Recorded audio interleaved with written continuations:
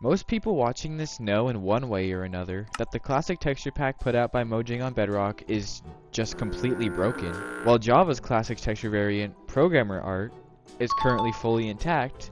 The Bedrock version, in my previous video about the broken state of the classic textures, I pointed out a couple of weird visual bugs I noticed regarding the texture pack. There was a weird thing going on with glass panes specifically, and then all creepers had the charged creeper texture. The smithing table texture was bugged, and there was downright invisible mobs. All those things I have mentioned have at least some sort of background and reasoning I could explain. So that is what I'm going to be doing in this video today. I'm correcting some mistakes and explaining stuff I missed in my previous video. And after that, I will show you guys a resource pack that helps fix this stuff, plus more. For starters, in my previous video I mentioned that glass panes have these extra pixels in the center of the texture. And while this is technically correct, they aren't extra, really. According to some people in the comments, and thank you for correcting me, the two center rows of pixels are apparently flipped. What this means is that the glass texture from certain angles is mirrored with itself, for some reason. Here's an example. This is the old glass texture, right? Looks exactly like how it should in all its beauty. Watch what happens when I mirror one side of it. Looks exactly like what I showed in the last video, right? The two center rows of pixels have been flipped, causing the exact same visual effect to happen. Let me show you a comparison too. Normal glass versus bugged glass. And said once again, it still looks identical to the issue seen in my previous video. Also, I'm not sure if this is fully true, but someone in my comment section said a reason this bug could be happening more in depth. Schneck8927, sorry if I mispronounced that, said, I'm quite certain that the reason the glass pane texture is broken is because of a mistake with the multi-part model. It has a central part, seen best in the unconnected state, which is two sides of its UV mapped incorrectly. I know people have told you that it's mirrored, but I didn't see anyone explain why that is. I don't know what a UV map is, or a UV whatever it is, but there's your answer if anyone is technical. Now you may or may not be asking, why can this bug only be seen from the north and west direction from the perspective of the player? And I don't know. We still don't have a direct answer for this, though I may have to make a third video if anything pops up. Regardless, it's good that there is a proper explanation for this bug. Also, apparently this happens for a lot of other Bedrock texture packs. I have evidence for this, and I will explain why after I cover the charged creeper. Speaking of the charged creeper bug, let's get on to that. There really isn't much to note for this section, but in my previous video I talked about how every creeper you see will have the texture of the charged creeper, except the texture is frozen when having the classic textures enabled. While I still have no in-depth explanation for this, and I didn't find explanation for it in the comments either, someone did leave a comment relating to this texture. Jason stated that, I've seen this charged creeper glitch in the Star Wars texture pack. Huh. Hopefully Mojang sees this video and patches all these goofy glitches, not goofy. This is kind of big news, because not only does this already happen on the bug-filled classic textures, it also happens with plenty of more Bedrock Marketplace texture packs. By this happening on the Star Wars texture pack, it further means that this is most common with official texture packs licensed by Mojang. In this case, 4J Studios made it, because they haven't been updated in years. So as the game updates, more and more things within the texture packs like the classic textures in Star Wars pack will break down if not actively maintained and fixed. I don't know if it's Mojang's job to maintain the Star Wars pack as 4J Studios made that pack, and it's probably not, but at least it gives us the information that so many of the visual bugs are happening because of a lack of bug fixing to them. The glass, charge creeper, and visual mob just due to a lack of patching. I might make another texture video exploring these mashup packs and seeing if anything is wrong, so let me know if you'd want that. Anyways, moving on to the smithing table, it was a small addition to my last video. It had an odd top texture, similar to that of the crafting table, but it was pretty obvious that it wasn't the top of the new or old crafting table texture. Not even the crafter had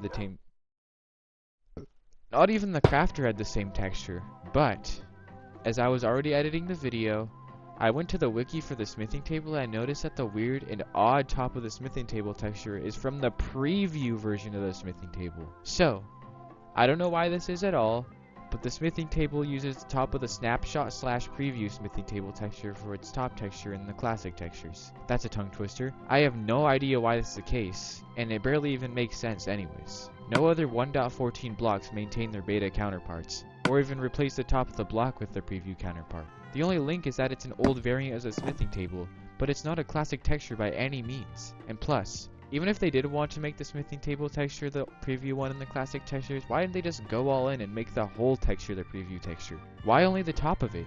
I don't even know. It's odd. But at least we know where that texture comes from and maybe why it is here. Also, yes, I won't ignore all the comments that pointed this out. So here's your shout out. Anyways, onto the invisible mobs. Last video, this was by far the highlight of the video along with the glass. Also, people like to compare it to Crazy Frog, which is kind of insane because Crazy Frog was a part of my childhood. I compared it to Gumball instead, which is arguably more original. But anyways, there isn't much to this one as far as I know. Really, it's just new mobs having no texture file because Mojang forgot to update the pack for new updates and drops, which we already know. And I'm not even sure if that's correct because, you know, I'm not a technical guy. Despite my character being a piston head, I'm kind of dumb, really. Anyways, that is all of the things that have a proper explanation to why they're happening. Even if it is a small explanation or one that doesn't cover exactly why, it's the most we know without getting fully technical. Now that I've covered all the things I've missed or made mistakes on in the last video, it's time to do a short and sweet showcase of Just Zilla's Classic Pack.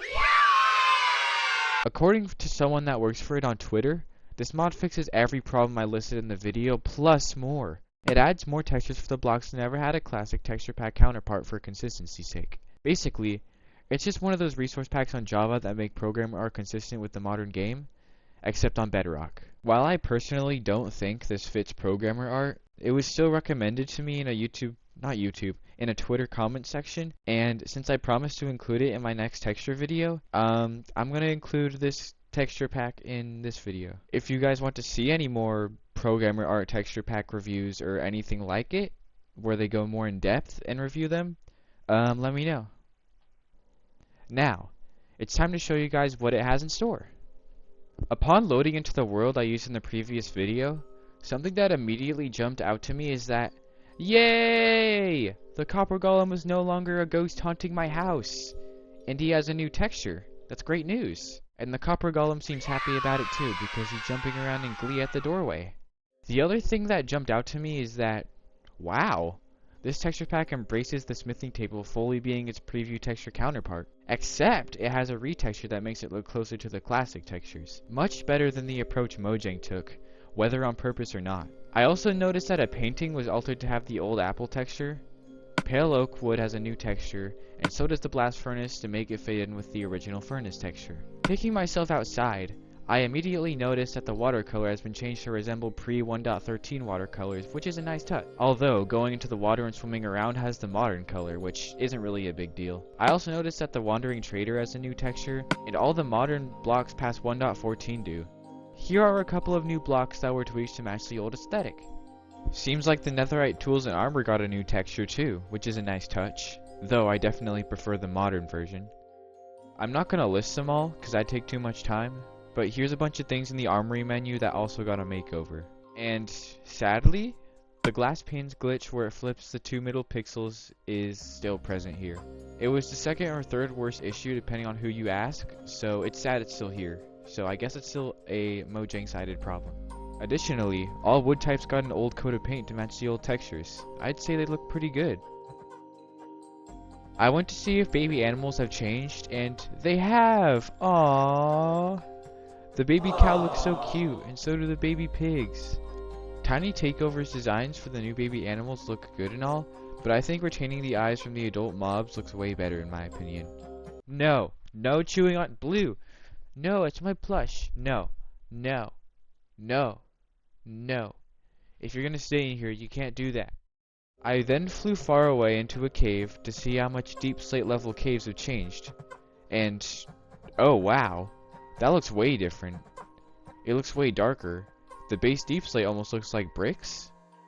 I mean, it's a cool effect, just not my thing. Tough also got a makeover and it looks a lot closer to how programmer art would probably handle it, so I'll give them that. I also got the chance to see if some modern mobs got a redesign, and they in fact did. I didn't check all mobs, but the Breeze, Frogs, Parched, the Parched honestly looks so much better here, Happy Ghasts, and Ravagers all got minor and major redesigns. Some look better and some look worse. Anyways, that was a small showcase of Just Zilla's Classic Pack. There are 4 modes, but I only showed the default. There is also beta, alpha, and modern water mode that you should seriously consider checking out yourself. I'm on a time constraint here, so I can't really show them myself, but they are absolutely beautiful. Anyways, my rating for the Just Zilla Classic Pack is an 8.5 out of 10. I love the attention to detail in this pack. No new mobs are invisible. Smithing table has its snapshot counterpart. Planks. All of these new textures that reimagine the game. Though, I don't exactly think some of the textures fit into programmer art, like Deep Slate and a couple of others, but beggars can't be choosers, and they are still good textures. Great pack, good job. Anywho, that is the end of the video. I hope you enjoyed part 2 to this expanding saga relating to the classic textures, and let me know if you want more videos relating to the classic textures and programmer art. And, yeah. Hope you enjoyed the video. See ya.